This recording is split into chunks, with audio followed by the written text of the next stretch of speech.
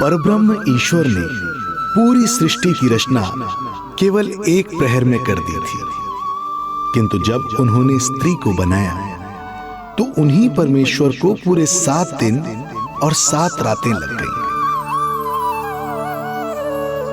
क्योंकि उन्हें स्त्री के व्यक्तित्व में मां बनने की अद्भुत क्षमता का निर्माण करना था, जो अपने तन को असहनीय पीड़ा देकर उसमें से एक नए जीव को जन्म देती है, जो अपने रक्त को दूध बनाकर अपनी संतान का पोषण करती है। वो एक मां ही होती है।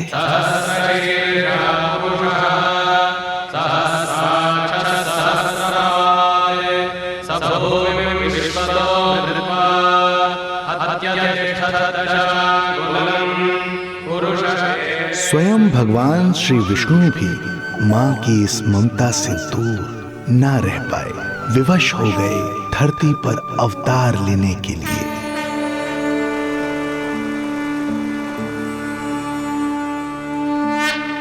शांताकारं भुजगशयनं पद्मनाभं सुरेशं विश्वाधारं गगनसदृशं मेघवर्णं शुभांगं लक्ष्मीकान्तं कमलनयनं योगी वीरध्यानगम्यं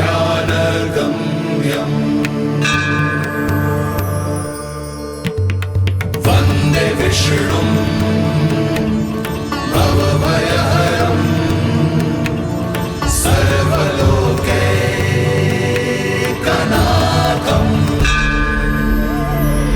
वन्दे विष्णुं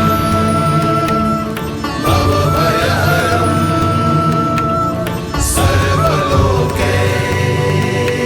सर्वलोकैकनाथम्।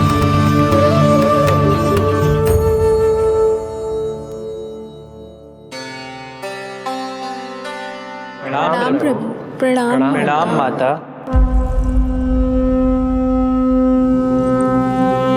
माता, प्रभु, दुष्कंस के अत्याचार दिन पर दिन बढ़ते ही जा रहे हैं।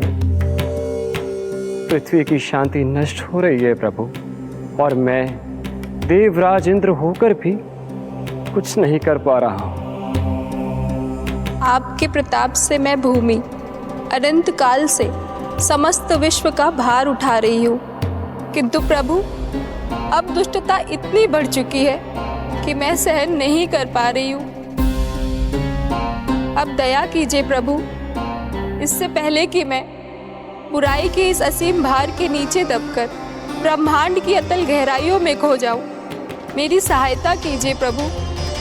आंखें खोलिए प्रभु, आंखें खोलिए।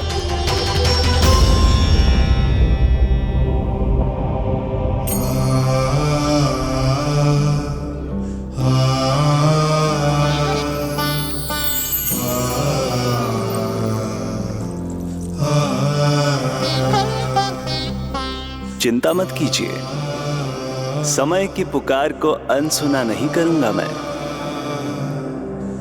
मैं आप सबका कष्ट हरूंगा। मैं अवश्य अवतार लूंगा, मैं अवश्य अवतार लूंगा, मैं अवश्य अवतार लूंगा। श्री कृष्ण के रूप में, श्री कृष्ण के रूप में, श्री कृष्ण के रूप में।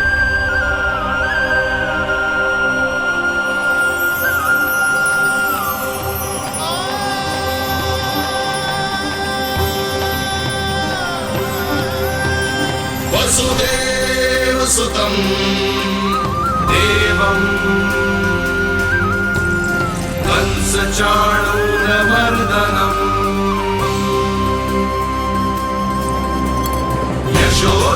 यशोदपरमानन्दम् कृष्णं वन्दे जगद्गुरुं, कृष्णं वन्दे जगद्गुरुम्। वसुदेव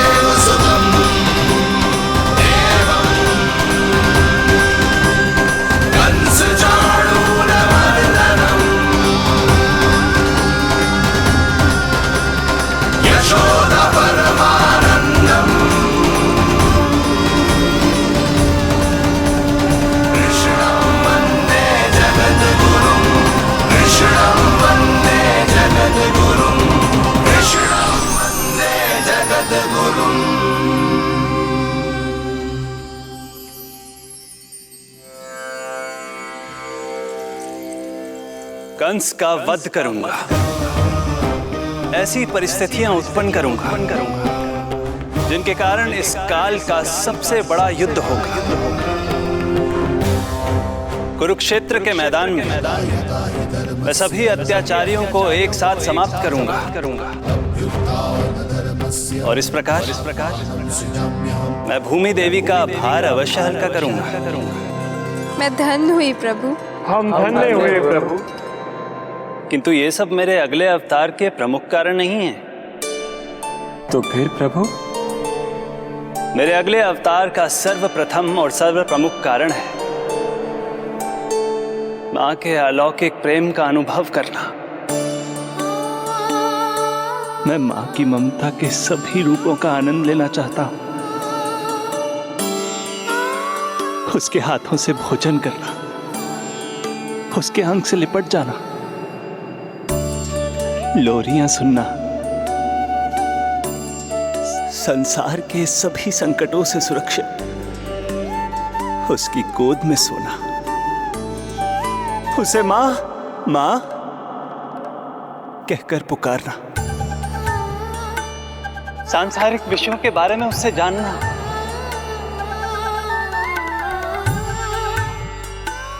और फिर कोई शैतानी कर उसके आगे आगे भागना, उससे डांट खाना और फिर उसे मनाने के लिए क्षमा मांगना।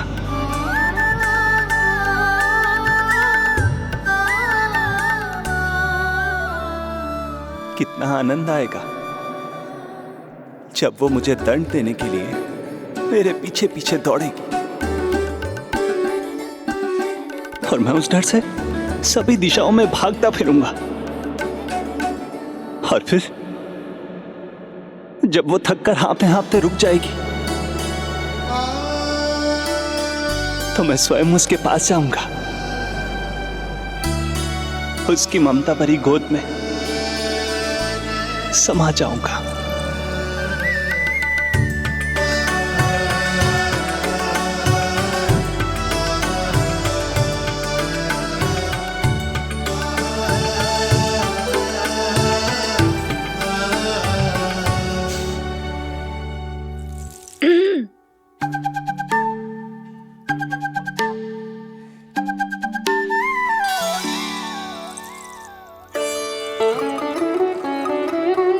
प्रभु, एक प्रश्न है।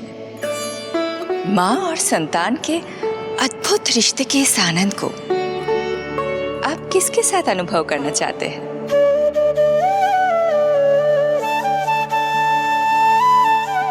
प्रभु, कौन है वो सौभाग्यशाली महिला जिन्हें आपने अपनी माँ के रूप में चुना है? वो महिला है यशोदा।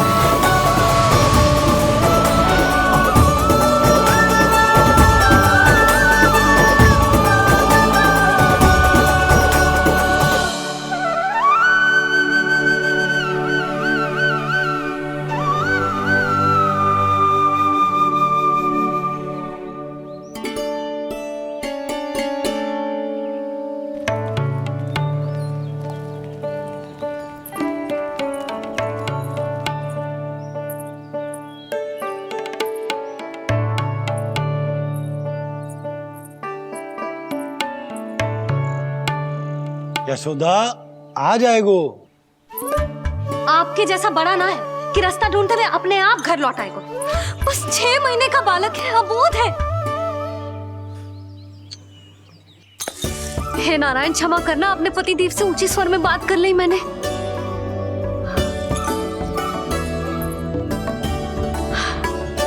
किसी को भी बुद्धि ना है पूरे गोकुल में।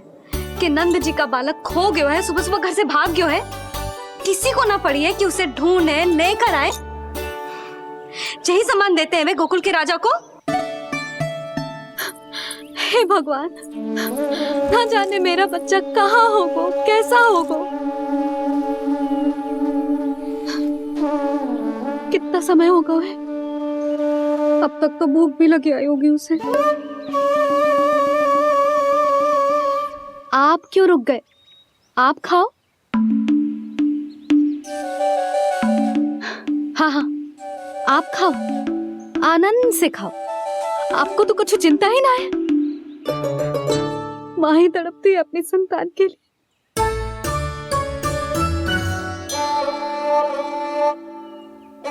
अब क्या खाली पेट काम पे जानो है? क्या कहेंगे सब कि यशोदा अपने पति को भूखा रखे? ना ना, आप खाओ, खाओ ना।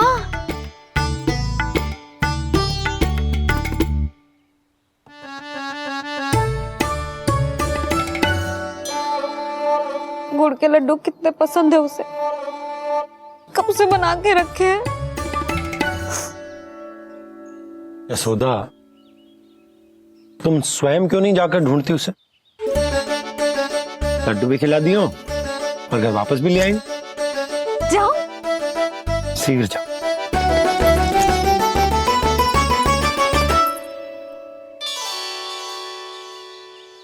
किंतु आप तो खाना खा रहे हो ना पति थे। वही तो, मैं खाना खा रहा हूं, परंतु वो भूखा है। तुम जाओ। वो तो भूखा है।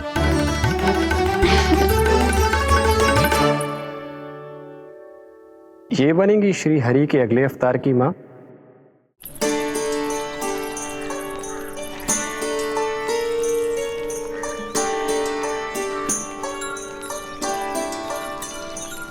मेरे बच्चे को देखो है ना।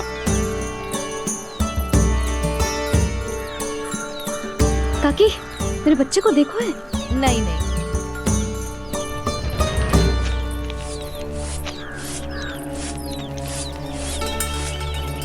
सुमति, मेरे बच्चे को देखो है क्या कहीं? नहीं तो। ना देखो। जानकी, प्रभावती, मेरे बच्चे को देखो है कहीं?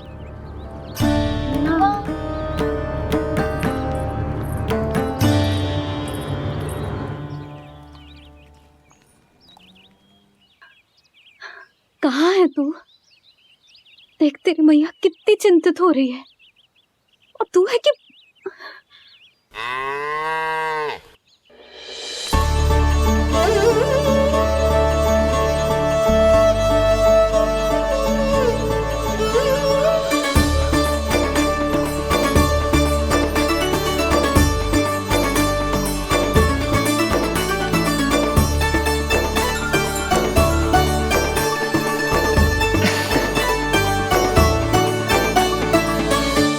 हाँ, अभी तक मैया यशोदा का लाडला यही है, 6 माह का बछड़ा।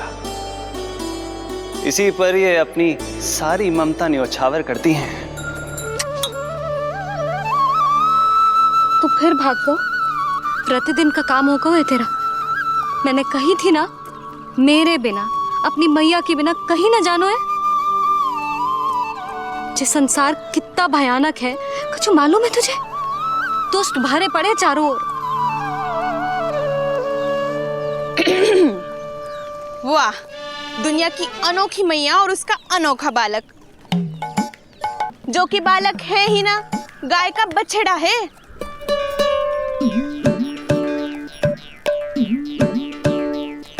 सुलक्षणा, तुम्हारी जे दशा कौन ने की? और कौन ने? जे तुम्हारे सपूत ने कूद फाड़ के मेरे पूरे बगीचे का सत्यानाश कर दो है। मेरा रामू ऐसा कर ही ना सकता। जे क्यों आएगा तुम्हारे बगीचे में? रंग बिरंगे फूलों के लिए। फूलों के लिए? हाँ, जीप लपलपाती है इसकी मेरे फूलों के लिए। सुबह सुबह भाग के आ जाता है इन्हें खाने के लिए। फूल खाने? सुलक्षणा, तुम्हें कछु वहम हुआ है। जे मेरा रामू है, जे फूल वूल क्यों खाएगो भला? अच्छा, तो फिर आप ही इसका मुंह खोलो और स्वयं देख लियो। हाँ तो ठीक है, असत्य के पैर ना होते जो अभी सिद्ध हो जाए वो। रामू मुंह खोल के दिखा।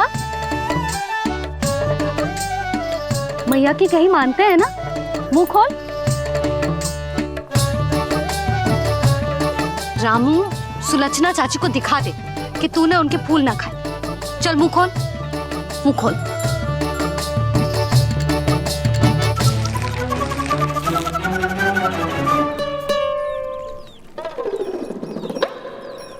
हाँ हाँ देख लो, इसने कुछ ना खाया है। हाँ हम चल रहे हैं। अरे पर मुझे भी तो देख लेने दो। सुलक्षणा, मैं नंद देव की पत्नी हूँ, तुम्हें क्या लगता है मैं असत्य बोलूंगी? ना ना जशोदा जी, लेकिन आप तो सिद्ध करने वाली थी ना। हाँ? हो तो गए हो सिद्ध। चल रामू, देर हो रही। अरे अरे वैसे रामू जी बहुत बुरी बात है, नंद जी का बालक चोरी कर दो। छी, जो अपनी वस्तु ना है उसे छूते भी ना है, समझ आई? जे करूंगी सुलक्षणा के यहाँ भरी टोकरी बेसन के लड्डू भिजवा दूंगी, प्रसन्न हो जाएगी। ये तो बड़ी चतुर है प्रभु। हाँ प्रभु, और जीवट भी है इनमें। बस यही देखा आप सबने? क्या आपने एक मां की चिंता नहीं देखी? प्रत्येक मूल्य पर अपनी संतान की रक्षा करने का स्वभाव नहीं देखा? या फिर असत्य भाषण करने पर अपनी भूल सुधारने की व्यग्रता नहीं देखी? कोई बात नहीं, मैं बताता हूं यशोदा क्या है। यशोदा पवित्रता की प्रतिमूर्ति है, विश्वास का आधार सुरक्षा की भावना है, ममता का मूर्त रूप है वो, वात्सल्य की गंगा है, भावनाओं का बहता हुआ निर्झर है। यशोदा अपने आप में परिपूर्ण है। यशोदा मां है। प्रभु, मां यशोदा निश्चित ही अद्भुत है, जिनके यहाँ आप पुत्र बनकर जाना चाहते हैं, उन्हें तो असाधारण होना ही है।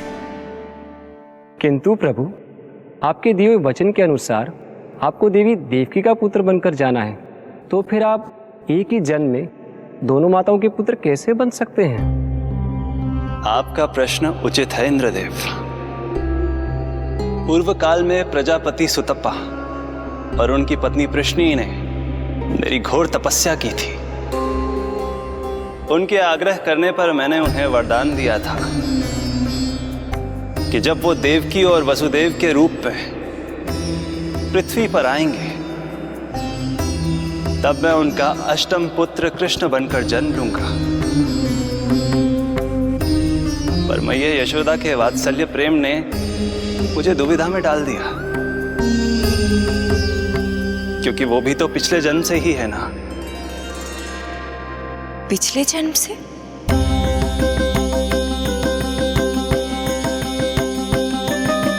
पिछले जन्म में मैया यशोदा 8 वसुओं में से एक श्री द्रोण की पत्नी धरा थी।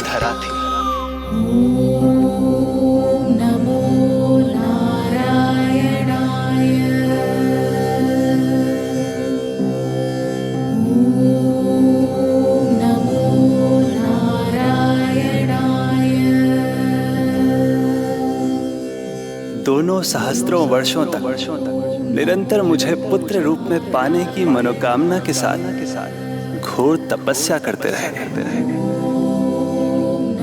अपने तप में वो दोनों इतने लीन थे कि प्रकृति की कोई भी शक्ति उनका ध्यान भंग नहीं कर पाई। किंतु फिर एक दिन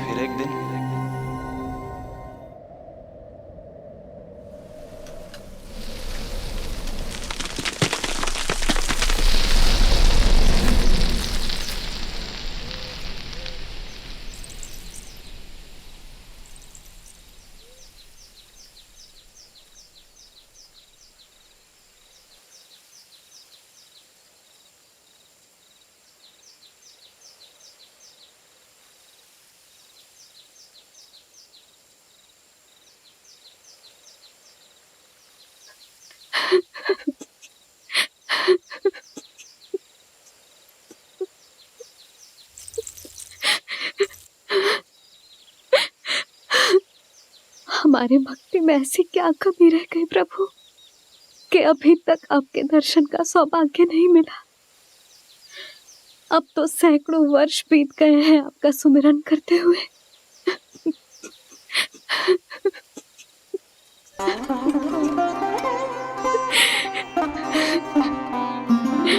साचा सुमिरन सबसे हरि का, साचा है हरि नाम। साचा सुमिरन सबसे हरि का, साचा है हरि नाम। जिनकी कृपा से बन जाते हैं सबके बिगड़े काम, सबके बिगड़े काम। साचा सुमिरन सबसे हरि का, साचा है हरि नाम। आतुर है आंचल का उपवन, सुनने को पैजनिया छुन छुन। मधुर मधुर तुतलाती बोली, खेले संग संग आँख में चोली। मेरे मुख पे भी वे दो प्रभु, ममता भरी मुस्कान। साचा सुमिरन सबसे हरि का, साचा है हरि नाम। भक्त बिना भगवान है जैसे, माता बिन संतान के वैसे। हरि बिन मेरा जीवन सूना, भगवान लाज मेरी रख लो ना। भगवान लाज मेरी रख लो ना।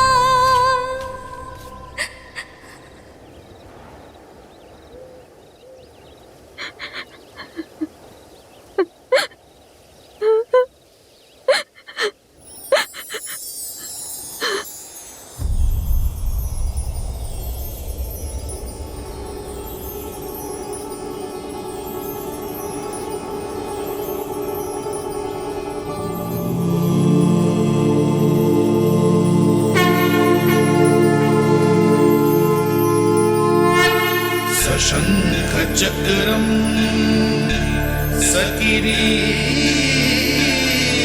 कुंडलम सपीत वस्त्रम सरसीरुहे क्षणम सहार वक्षस्थल शोभितास्तुभम नमामि विष्णु शिरसा चतुर्भुजम्।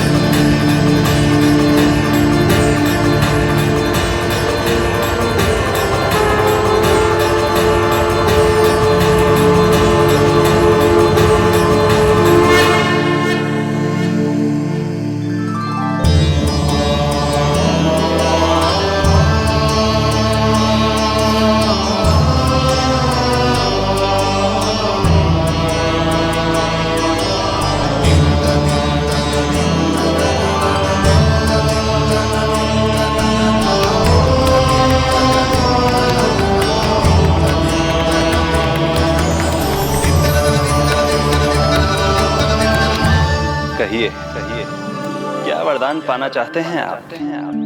प्रभु, हम आपकी सेवा करना चाहते हैं, परंतु भक्त की भांति नहीं, अभी तो माता पिता के समान। आपका एक पुत्र के रूप में पालन पोषण करें। आप हमें माँ पिता के भांति प्रेम दें और हम आप पर अपनी ममता न्योछावर कर सकें। बस बस इतनी ही इच्छा है प्रभु। आपकी इच्छा पूर्ण होगी। मैं आपकी संतान के रूप में अवश्य आऊंगा, किंतु उसके लिए आपको मेरे अगले अवतार के बाद एक और अवतार की प्रतीक्षा करनी होगी, क्योंकि अगले जन्म के लिए मैं पहले ही ये वरदान माता देवकी को दे चुका हूं। प्रभु, किसी भी जन्म में आपको अपने पुत्र के रूप में पाना मेरा सौभाग्य होगा, किंतु मेरी ममता मेरे वश में नहीं है प्रभु। आप साक्षात मेरे सामने खड़े हैं, किंतु मेरे नेत्र आपके इस दिव्य चतुर्भुज रूप को नहीं देख पा रहे। इन्हें तो आप अभी से बाल रूप में दिखाई दे रहे हैं। मेरे भीतर उमड़ती ममता की ज्वार का अनुभव कीजिए प्रभु। केवल कल्पना मात्र से मेरा वक्षस्थल दूध से भराया है। ये गोद तरसने लगी है, मन अभी से लोरिया गाने लगा है। मेरे इस अनुरोध को स्वीकार कीजिए प्रभु, कृपा करें। इस मां से और प्रतीक्षा ना करवाए प्रभु, और प्रतीक्षा ना करवाए। उस पल माता धरा की ममता भरी भक्ति और प्रेम भाव को देखकर मेरे मुख से भी वो शब्द निकल ही पड़ा जिसे एक बच्चा पहली बार बोलना सीखता है, मां।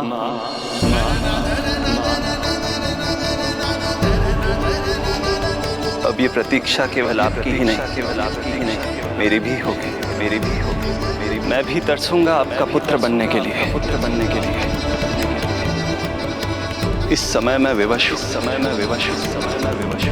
किंतु मैं आपको वचन देता हूँ, मैं आपकी संतान बनकर अवश्य आऊंगा, प्रभु,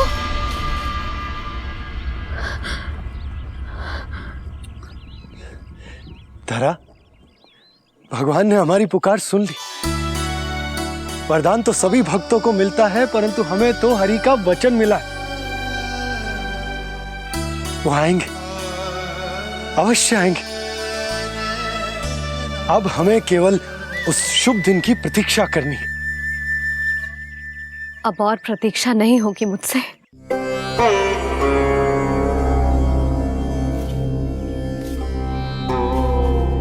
हमने सहस्त्रों वर्षों तक तपस्या की। ये समझ लो कि वो तपस्या अभी शेष नहीं। श्री हरि को अपने सामने देखकर मेरी व्याकुलता का बांध टूट गया है। 2 जन्म बहुत बड़ा समय होता है स्वामी। अपने पुत्र के रूप में हरि को गोद में खिलाने के लिए अब मैं और 2 जन्मों तक प्रतीक्षा नहीं कर सकती।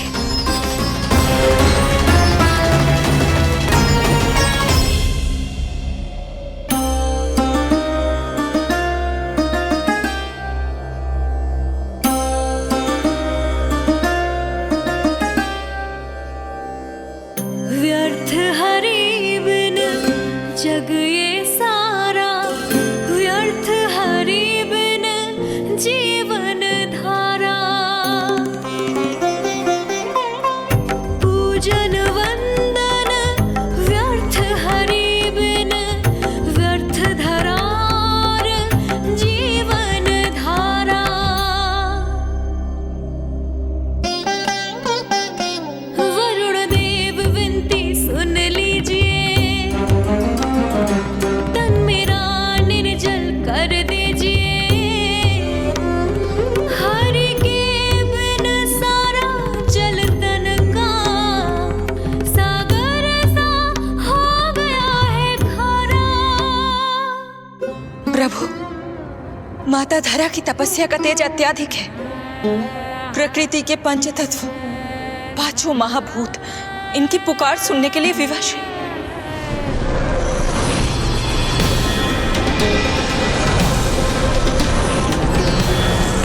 धरा, प्रिय, ये क्या कर रही हो?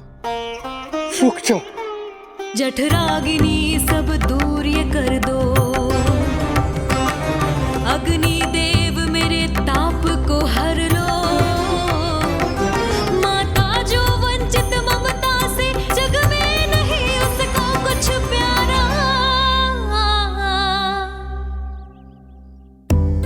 पूजन वंदन व्यर्थ हरि बिन व्यर्थ धरार जीवन धारा।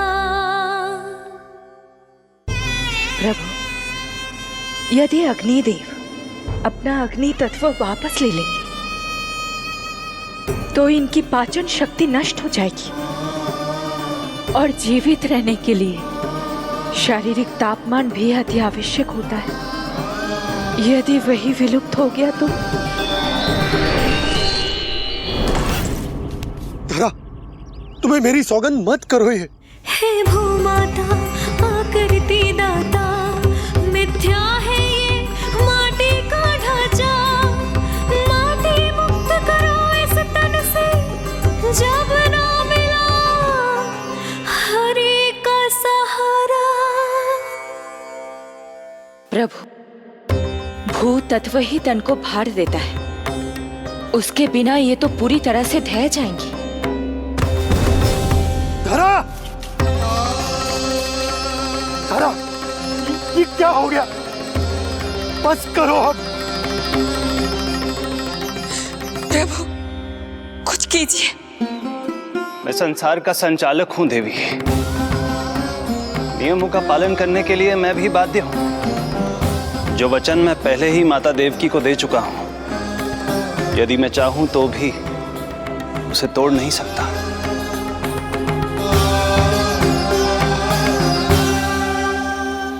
सुख लो आयु सब इस तन की, आस है जो ना शेष है मन की। वायु देव कृपा करो अब ये, रोक दो इन श्वासों की धारा।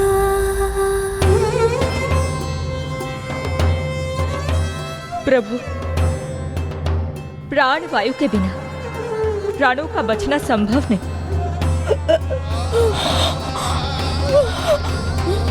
धरा, धरा, धरा, धरा, बस करो अब। क्या तुम अपनी सुध-बुध खो चुकी हो?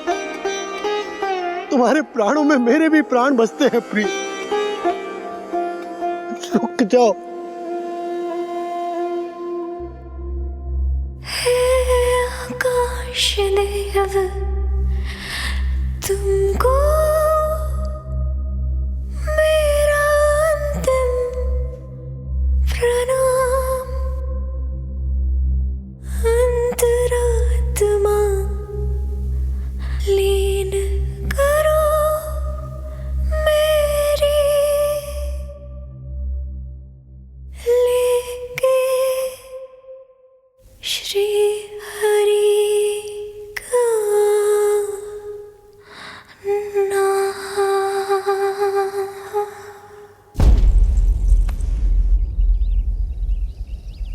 धरा, धरा, धरा, ये क्या कर लिया तुमने? धरा, कोई है, कोई है, सहायता कीजिए। धरा, जल, धरा, तुम चिंता मत करना, मैं यही हूं। मैं 2 क्षण में जल लेकर आता हूं।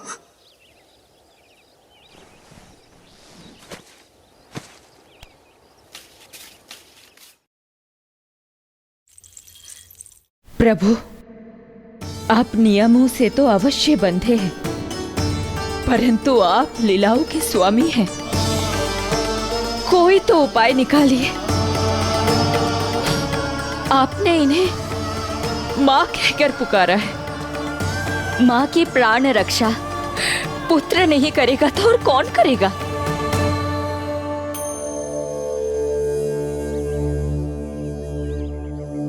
प्रेम ना जिसकी सीमा कोई, ना कोई आया माँ की ममता के आगे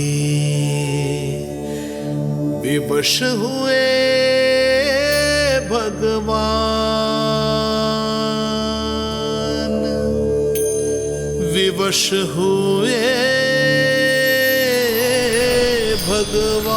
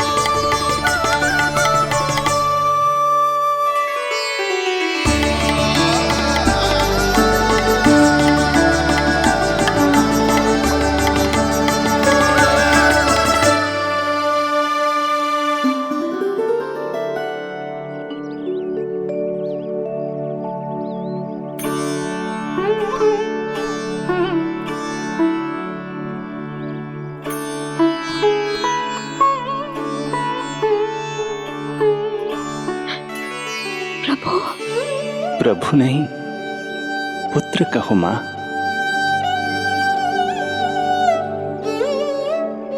पुत्र, मेरा पुत्र, मेरा पुत्र।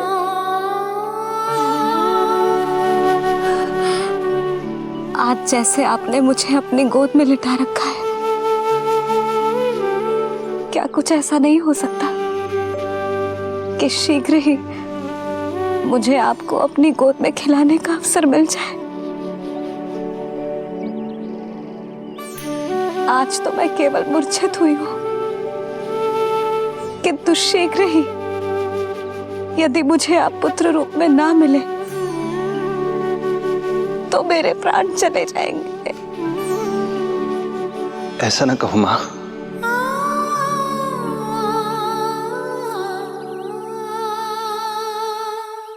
माता देवकी को मैं पहले ही वचन दे चुका हूं, इसलिए विधि के विधान के अनुसार मुझे उन्हीं का पुत्र बनकर जन्म लेना होगा।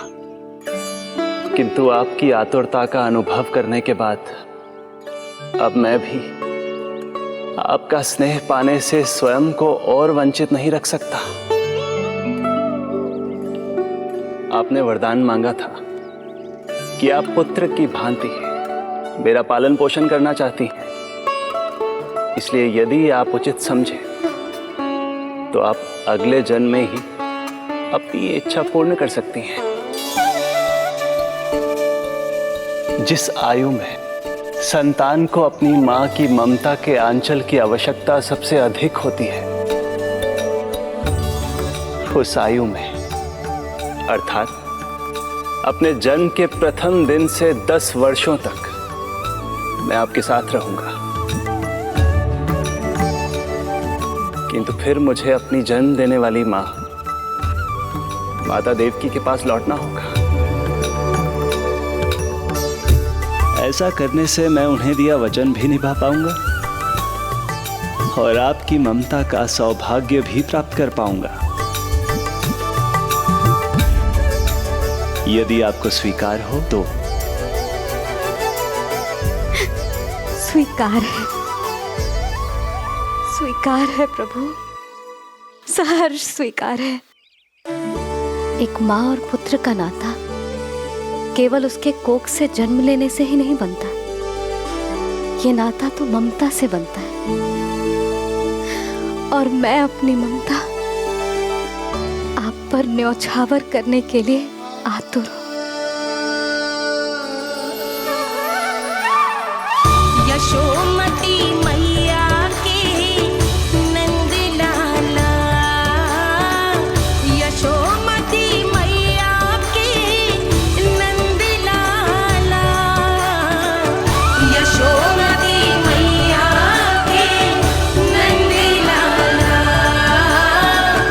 यशोमती मैया के नंद लाला। तो इस प्रकार परमपिता परमेश्वर श्री हरि विष्णु एक ही जन्म में दो दो माताओं का पुत्र बनने के लिए उत्साहित भी थे और भावुक भी। किंतु जगत माता श्री लक्ष्मी और अन्य सभी देवगण ये जानना चाहते थे कि श्री हरि ये अभूतपूर्व कार्य कैसे करेंगे।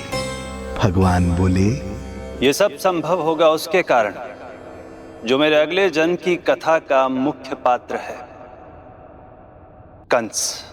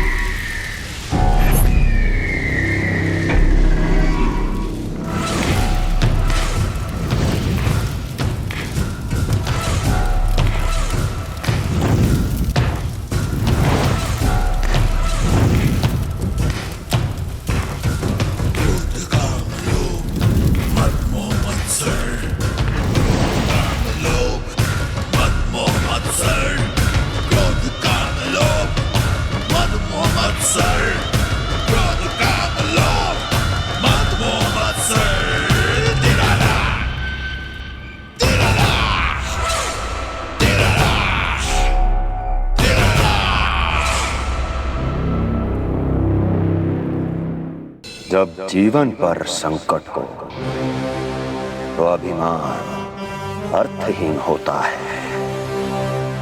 जब प्राणों पर बनाए तो सम्मान स्वाभिमान सब निरर्थक होता है। इन व्यर्थ के मूल्यों को बीच में मत आने दो। और दया उसे तो बिल्कुल नहीं। मार डालो साधु संत ऋषि मुनि स्त्री वृद्ध, चाहे वो नवजात शिशु ही क्यों ना हो। किंतु हाँ, यदि शत्रु भारी पड़ने लगे, पराजय सामने दिखाई देने लगे, तो उसी क्षण शत्रु के पैर पकड़ लो और अपने प्राणों की भिक्षा मांग लो। अहंकार को आड़े मत आने दो। अग्निः शेषम ऋणः शेषम शत्रुः शेषम तथैव च पुनः पुनः प्रवर्धेत तस्मात् शेषम न कार्येत। अर्थात अग्नि की एक भी चिंगारी, ऋण की एक भी मुद्रा और शत्रु की एक भी संतान यदि शेष रह जाए तो शीघ्र ही विकराल रूप धारण कर सकती है। इन सब का समूल नाश ही एकमात्र उपाय है अपनी सुरक्षा का। इसलिए कहता हूं, साम दाम दंड भेद कोई भी युक्ति क्यों ना लगानी पड़े, शत्रु के प्राणों का हरण ही परम उद्देश्य होना चाहिए। रोड़ो मत, फिर चाहे वो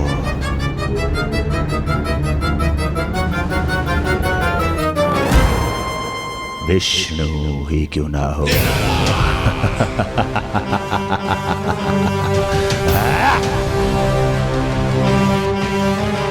यही थी कंस की दिनचर्या। वो प्रतिदिन स्वयं को स्मरण कराता था कि स्वार्थ के लिए किसी भी सीमा को तोड़ने में कुछ अनुचित नहीं है। तभी तो राजगद्दी प्राप्त करने के लिए उसने अपने पिता महाराज उग्रसेन को भी नहीं छोड़ा था। पिताजी,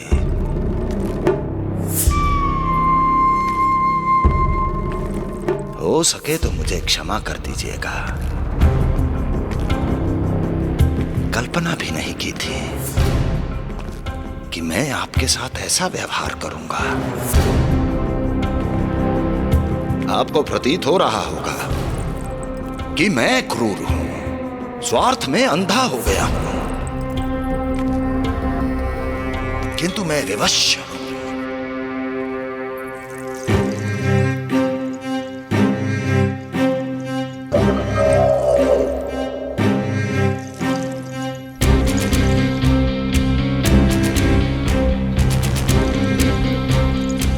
आज से सत्ता का ये भार अब मुझे उठाना पड़ेगा पिताजी,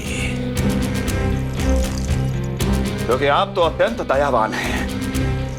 अपनी आवश्यकता से अधिक प्रेम आपको अपनी प्रजा से है, किंतु मैं ऐसा नहीं। मैं अपने शत्रुओं का काल हूं, तभी तो मेरे प्रति दुर्भावना रखने वाले मेरे सम्मुख आने से पहले थर थर कांपते हैं।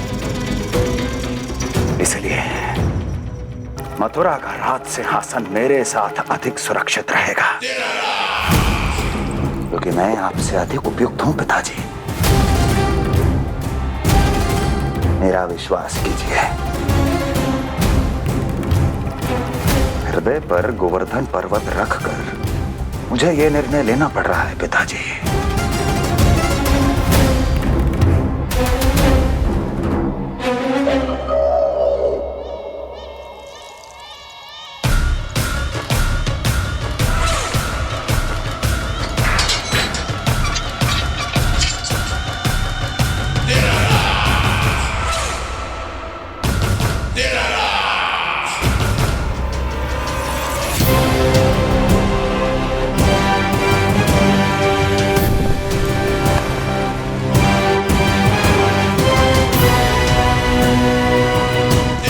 चाबी यमुना में फेंक देना। कोई कितना भी क्रूर, कठोर राक्षस ही क्यों ना हो, किसी न किसी के लिए उसके हृदय में भी प्रेम उपजता ही है। कंस भी इस नियम का अपवाद नहीं था। इस संसार में एक जीवात्मा ऐसी भी थी जिसे वो स्वयं से भी अधिक स्नेह करता था, और वो थी उसकी लाडली बहन देवकी।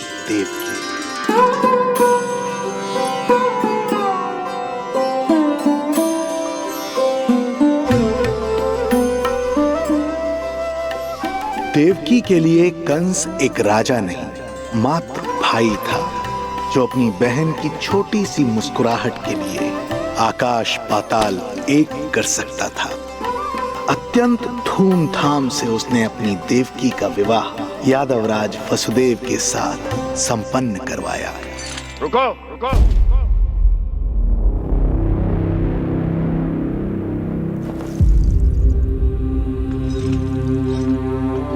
ये आप क्या कर रहे हैं? आप मथुरा नरेश हैं? नहीं कुंवर जी, आज मैं मात्र वो भाई हूं जो अपनी प्रिय बहन के साथ बस कुछ क्षण और व्यतीत करना चाहता है। कंस के हृदय में देवकी के लिए उमड़ता प्रेम का सागर तब अचानक सूख गया जब उसने ये आकाशवाणी सुनी। महापापी अत्याचारी कंस,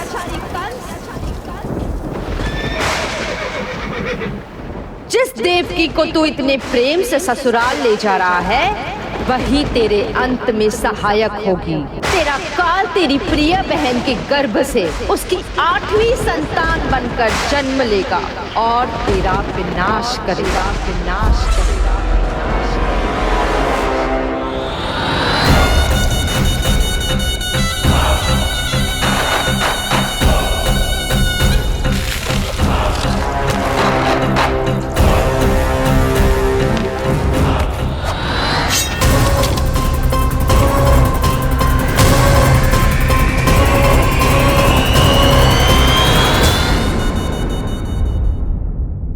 कौन है आप? मुझे आपसे भय लग रहा है। आप मेरे भैया नहीं हो सकते। सही कहा तूने। जो मेरे विनाश को जन्म दे उस कुल घातिनी से मेरा कोई संबंध नहीं। महाराज, रक्त के संबंध क्रोध की अग्नि में मत झुलसाइए। जिस बहन को आपने बचपन से आज तक इतना प्रेम दिया, क्या वो आपके विरुद्ध किसी षड्यंत्र में सहायक हो सकती है? भला हमारी संतान आपका विनाश क्यों करेगी? अपनी नवविवाहित बहन पर कृपा कीजिए महाराज। अपने पुरुषार्थ से आपने कितने असुरों को युद्ध में पराजित किया है। आज वो सब दरबारी बनकर आपकी सेवा करते हैं। ये महापराक्रमी कंस, यदि वो मायावी असुर आपको हानि नहीं पहुंचा पाए, तो ये आपकी बहन आपका क्या बिगाड़ सकती है? दया कीजिए महाराज, दया कीजिए। आप बीच में मत पड़िए कुंवर जी। सुना नहीं क्या? इसकी 8वीं संतान मेरा वध करेगी। जब मां ही नहीं बचेगी तो 8वीं संतान के जन्म का तो प्रश्न ही नहीं उठता। यदि ऐसा है तो आप मुझे मार दीजिए। जब मैं ही जीवित नहीं रहूंगा तो देवकी की संतान होने की संभावना ही समाप्त हो जाएगी। अपने बहनोई की हत्या का पाप मैं नहीं कर सकता। और बहन की हत्या का पाप कर सकते हैं? जिसे जीवन भर प्रेम दिया है उसके प्राण लेने का अधिकार है मुझे। प्रिय भैया, यदि आपको इस विषय में इतना संदेह है तो आप हमारी 8वीं संतान के प्राण ले लीजिएगा। बल्कि 8वीं संतान ही क्यों, उसका जन्म होने तक हमारी सभी संतानों का वध आप स्वयं अपने हाथों से कर लीजिए। स्वामी! हे मथुराधिपति, मेरी पत्नी को प्राण दान दे दीजिए। मैं महाराज शूरसेन का पुत्र वसुदेव आपको वचन देता हूं, अपनी 8 संतानों को जन्म लेते ही स्वयं आपके सामने प्रस्तुत करूंगा। अपनी 8 संतानों को जन्म लेते ही स्वयं आपके सामने प्रस्तुत करूंगा।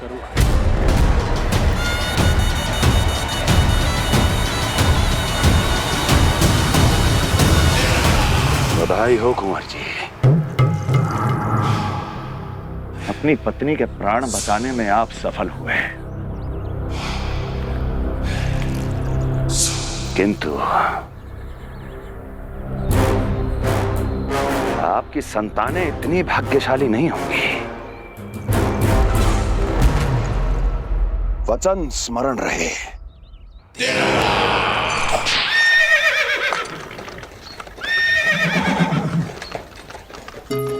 इस तरह रक्त की प्यासी कंस की तलवार की छाया में देवकी और वसुदेव का वैवाहिक जीवन प्रारंभ हुआ। जब कंस की निर्ममता और वसुदेव के वचन का यह दुखद समाचार गोकुल पहुंचा तो हे नारायण, अर्थात राजा वसुदेव यदि कंस के सामने गिड़गिड़ाते नहीं तो रानी देवकी के प्राण चले जाते। हाँ नंदराज, और अब वो दोनों कंस के महल में हैं, किंतु वो महल भी उनके लिए किसी बंदी गृह से कम नहीं है।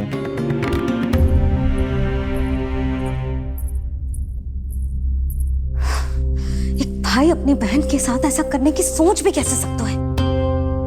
मेरा बस चले तो उस दुष्ट कंस को मटके में डाल के इसे घोट के रख दूं, जैसे मलाई घोट के माखन निकाला जाता है।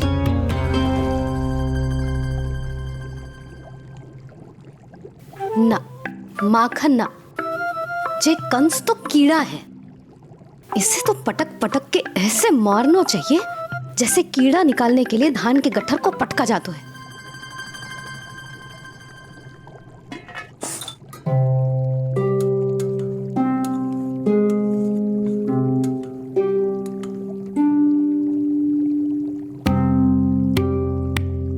किंतु जब रोहिणी जिज्जी को पता चलेगा तो वो तो अपने आप को ही दोष देंगे, क्योंकि बालक ना होने के कारण उन्होंने ही वसुदेव जी को राजकुमारी देवकी के साथ दूसरा विवाह करने पर विवश किया था। हे ईश्वर, जिस सुख के लिए रोहिणी जिज्जी ने पत्नी जीवन का सबसे बड़ा त्याग किया था, जब उन्हें पता चलेगा कि वही सुख उस क्रूर कंस ने छीन के मटिया मेट कर दिया है, तो कितना कष्ट पहुंचेगा।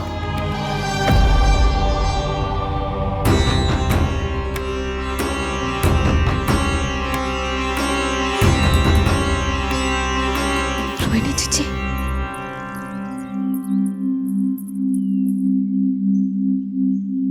गोप नरेश, कृपया मुझे अपने भैया के पास ले चलिए।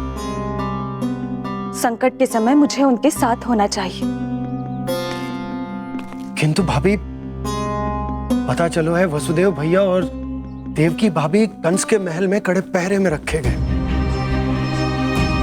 पति पत्नी एक दूसरे का संबल होते हैं। कंस का पहरा कितना भी कष्टदायक क्यों ना हो, इस समय उन्हें और बहन देवकी को मेरी आवश्यकता है।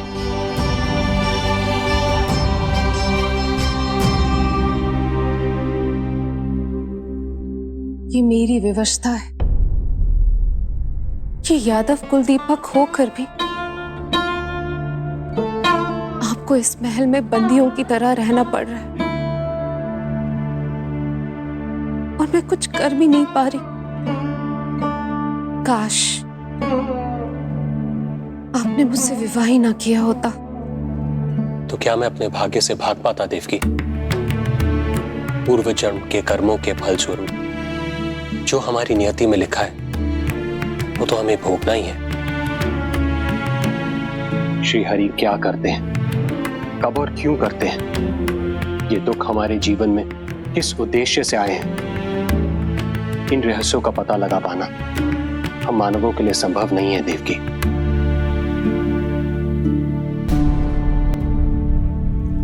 तो फिर चलिए यहां से भाग चलते हैं, कहीं ऐसे स्थान पर जहां भैया की छाया भी हम पर ना पड़ सके। नहीं प्रिय, कंस के गुप्तचरों की दृष्टि हम पर अवश्य होगी, और मैं ऐसा कोई कार्य नहीं कर सकता जिससे तुम्हारे जीवन पर कोई संकट आए। और मैंने उन्हें अपनी सभी संतानों को सौंपने का वचन भी दिया है। अपना वचन मेरे लिए प्राणों से भी अधिक महत्वपूर्ण है देवकी।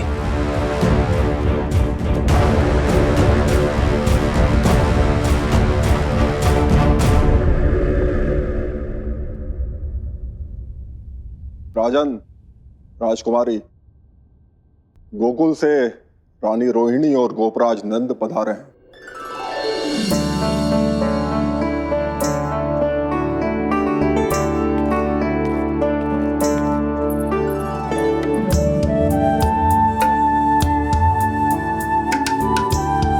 स्वामी,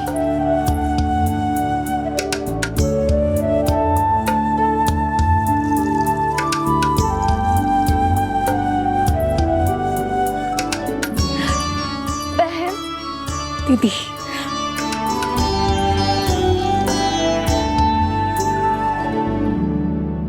भाई नंद, जो आप हमारे लिए कर रहे हैं उसके लिए धन्यवाद शब्द बहुत छोटा है। मैं अपने भाग्य को स्वीकार कर चुका हूं। यदि यही श्री नारायण की इच्छा है तो यही सही।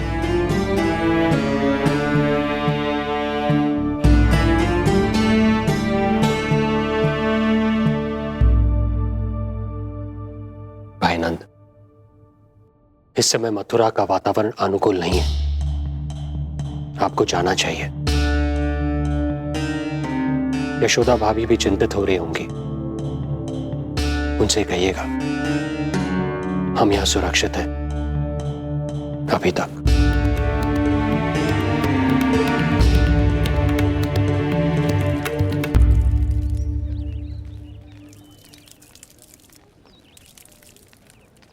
वसुदेव भैया का भाग्य पर भरोसा देख वे अपनी संतानों को कंस को अवश्य सौंपेंगे। ईश्वर, इतना कठोर वचन, जब इसे निभाने का कठिन समय आएगा तो कैसा अनुभव करेंगे वे? उनका हृदय तो चकनाचूर हो जाएगा।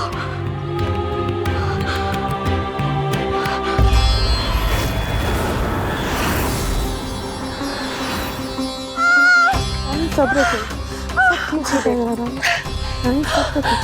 देवकी, मैं महाराज शूरसेन का पुत्र वसुदेव आपको वचन देता हूं, अपनी 8 संतानों को जन्म देते ही स्वयं आपके सामने प्रस्तुत करूंगा।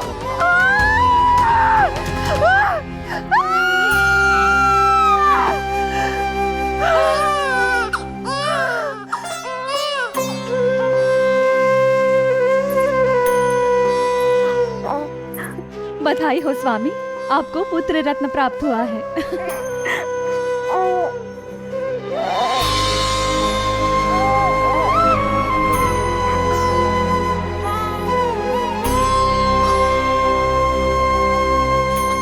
महाराज को पता चला तो क्या होगा?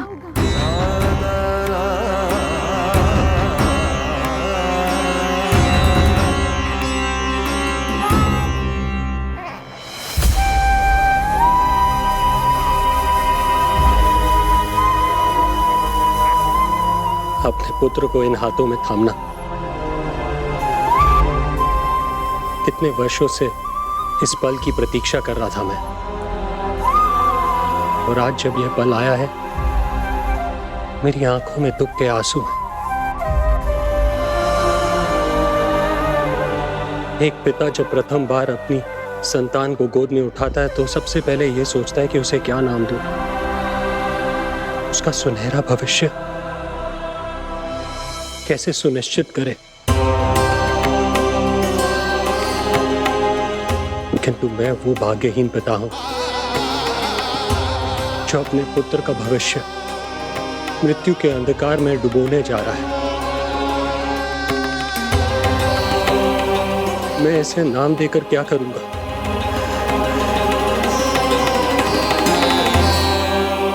क्या आपके वचन का महत्व आपके पुत्र के प्राणों से अधिक है स्वामी?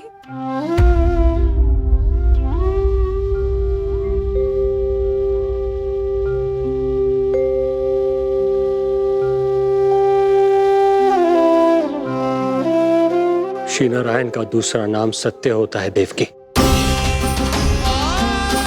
तुम ही कहो, मैं श्री नारायण से विमुख कैसे हो जाऊं? मुझे अपना वचन निभाना ही होगा। हृदय के टुकड़े टुकड़े क्यों ना हो जाए, मुझे इसे कंस तक ले जाना ही होगा।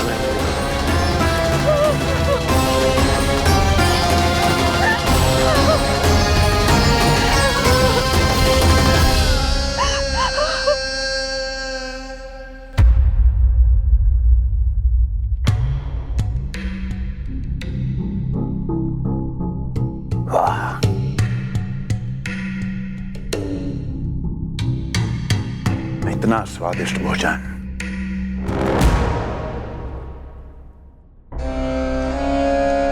किसी विशेष इच्छा की पूर्ति के लिए मुझे सम्मोहित तो नहीं करना चाहती? मुझे पति के रूप में प्राप्त कर तो चुकी हो, अब प्राप्त करने को क्या क्या बचा है प्राप्ति? मैं प्राप्ति नहीं, अस्थि हूँ स्वामी। प्राप्ति तो छुई मुई बनकर वहां खड़ी है। आप सदैव अपने विषय में ही सोचते हैं, कभी मेरे ओर भी निहारा कीजिए, तभी तो मेरा नाम सही से स्मरण होगा आपको। मैं अपने विषय में ही सोचता हूं, तभी तो दसों दिशाओं में मेरे नाम का डंका बजता है, मेरे साम्राज्य का विस्तार होता है, तभी तो मेरा अस्तित्व है। अस्थि स्मरण रहे, तुम हो क्योंकि मैं हूं।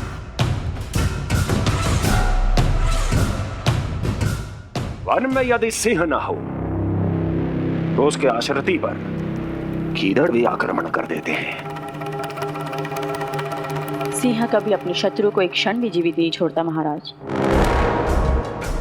आपने तो छोड़ दिया देवकी को। सिंह नहीं, आप वो गाय हैं जो अपनी कसाई से अथाह प्रेम करती है।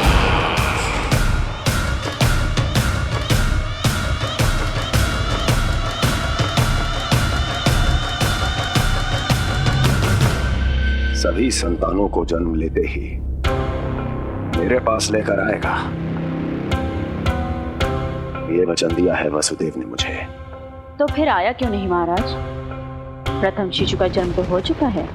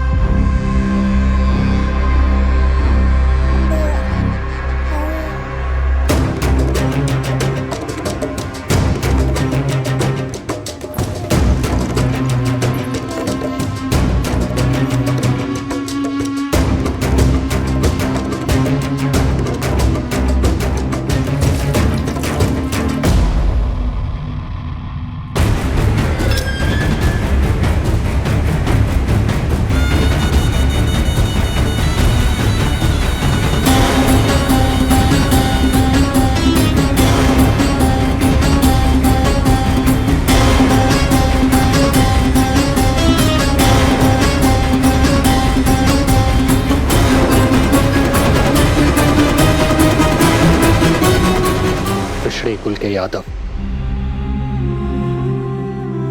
अपना वचन मिथ्या नहीं होने देते महाराज।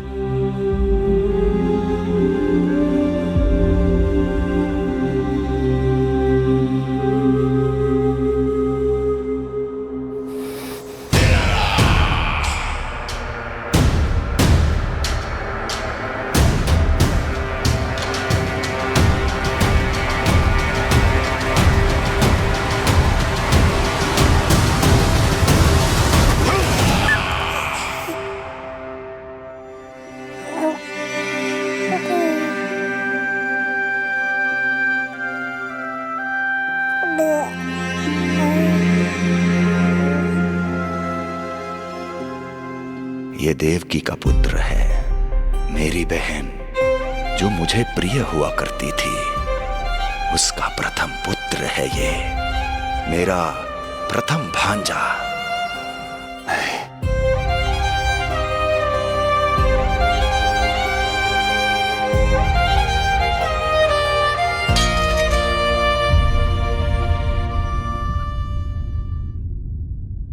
इसे वापस ले जाइए कुंवर जी।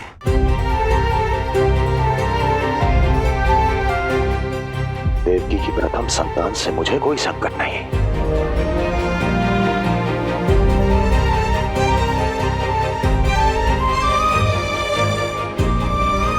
और आपको क्या लगता है कुंवर जी कि मैं कोई राक्षस हूं क्या?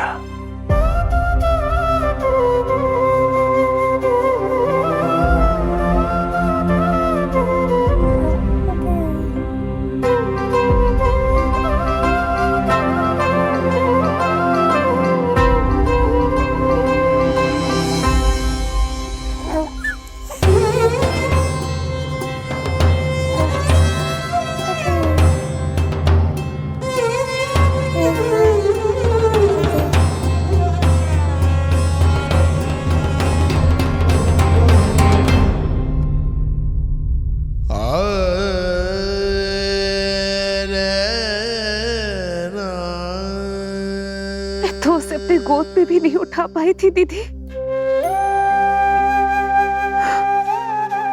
उसका वो सुकुमार मुख मेरी स्मृति से जा ही नहीं रहा।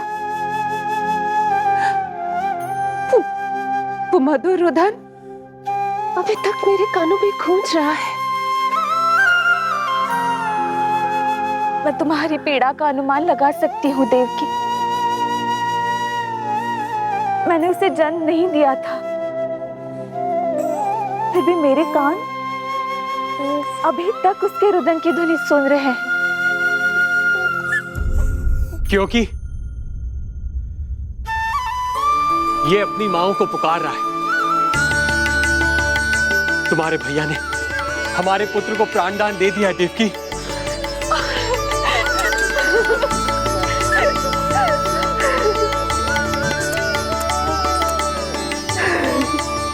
स्वामी, अब अपने पुत्र का नामकरण कीजिए। इसे ऐसा नाम दीजिए कि इसका भविष्य यश और कीर्ति से परिपूर्ण हो। कीर्तिमान कीर्तिमान होगा इसका नाम।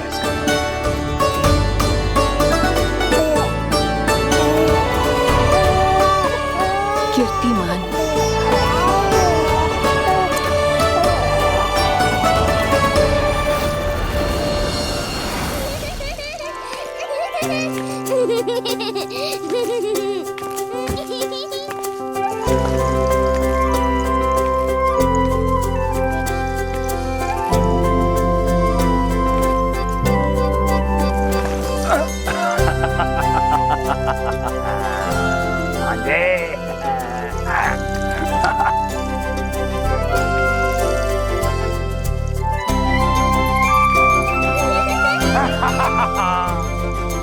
भांजे भांजे, मामा से बचना असंभव है।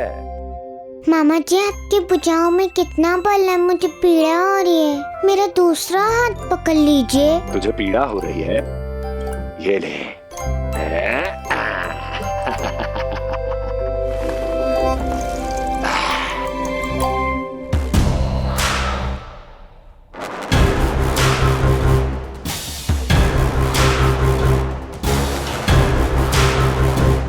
नारायण नारायण। मामा जी मूर्ख बन गए, मामा जी मूर्ख बन गए, मामा जी मूर्ख बन गए। इतना दुस्साहस। जा खेल। अब मामा जो है देवर्षि के साथ मंत्रणा करेंगे। जा खेल। क्योंकि अत्यंत महत्वपूर्ण ना हो तो देवर्षि हमारे द्वार पर आने का कष्ट नहीं उठाएंगे। कहिए देवर्षि, कैसे आना हुआ? मैं तो बस आपको ये अद्भुत कमल पुष्प भेंट करने आया था महाराज। इसे देखते ही मुझे आपका स्मरण हुआ था। मानो ये मुझे पुकार कर कह रहा हो, मुझे महाराज कंस के पास ले चलिए। इसमें तो कुछ भी विशेष नहीं है देवर्षि। इसमें 8 पंखुड़ियां हैं महाराज, और 8वीं पंखुड़ी सबसे विशेष है। यदि विश्वास न हो तो आप स्वयं गिनकर देख लीजिए। आप मेरा उपहास कर रहे हैं देवर्षि। आप गिनिए तो सही महाराज। 1 2 3 4 5 6 7 8। क्या आप निश्चित रूप से कह सकते हैं कि यही 8वीं पंखुड़ी है? विचार कीजिए महाराज। क्या आप बिना किसी शंका के कह सकते हैं कि कौन सी पंखुड़ी पहली है और कौन सी 8वीं? क्या आप पूर्ण विश्वास के साथ कह सकते हैं कि कौन प्रथम है और कौन अंतिम? फिर चाहे वो पंखुड़ी हो या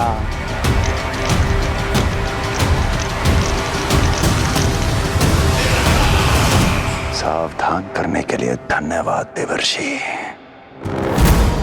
कंस के साथ धोखा करने वाले को अति भीषण दंड मिलेगा।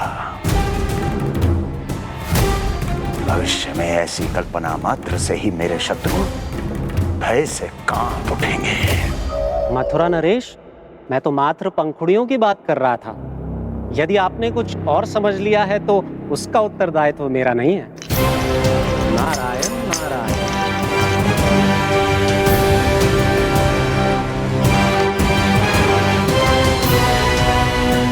विचार कीजिए महाराज, क्या आप बिना किसी शंका के कह सकते हैं कि कौन सी पंखुड़ी पहली है और कौन सी आठवीं? क्या आप पूर्ण विश्वास के साथ कह सकते हैं कि कौन प्रथम है और कौन अंतिम? फिर चाहे वो पंखुड़ी हो या... मामा जी मूर्ख बन गए, मामा जी मूर्ख बन गए, मामा जी मूर्ख बन गए, मामा जी मूर्ख बन गए।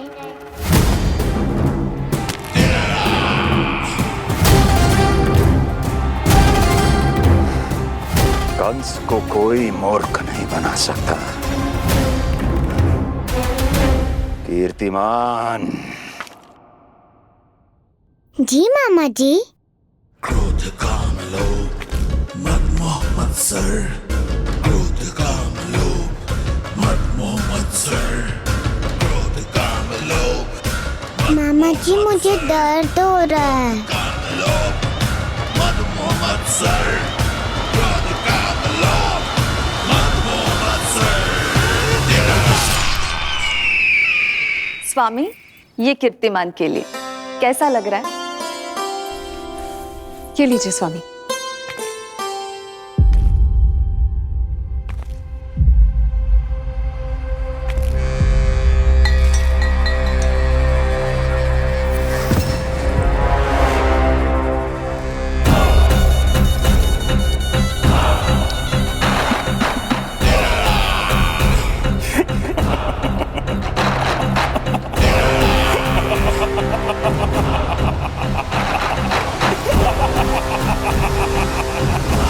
नेत्रों के सामने अपनी संतान की हत्या होते हुए देखना कितना पीड़ादायक रहा होगा ये दृश्य। किंतु प्रभु, यदि देवर्षि नारद कंस के हृदय में संदेह का बीज न बोते तो कंस ऐसा कभी नहीं करता। तो फिर उसे उकसाए ही क्यों देवर्षि ने? आप भूल गए देवराज, समस्त संसार में जो भी होता है मेरी इच्छा अनुसार ही होता है। यही प्रश्न नारद ने भी मुझसे पूछा था।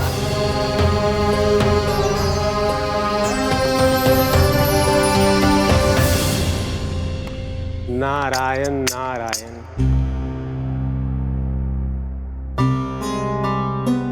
छोटे से बालक की इतनी निर्मम हत्या और माध्यम बना मैं। प्रभु, ये कैसी लीला है आपकी? अभी तो देवकी की 5 और संतानों की हत्या होना शेष है नारद। अब से कंस शिशुओं के जन्म लेते ही उनकी हत्या कर देगा। यदि जन्म के तुरंत बाद ही मृत्यु होनी है तो जन्म का लाभ ही क्या है प्रभु? यही विधि का विधान है नारद। कीर्तिमान और शेष 5 बच्चे श्रापग्रस्त हैं। जन्म के कर्मों के अनुसार अल्पायु होना उनकी नियति है। उनकी मृत्यु के बाद ही शेषनाग के अंश के रूप में बलराम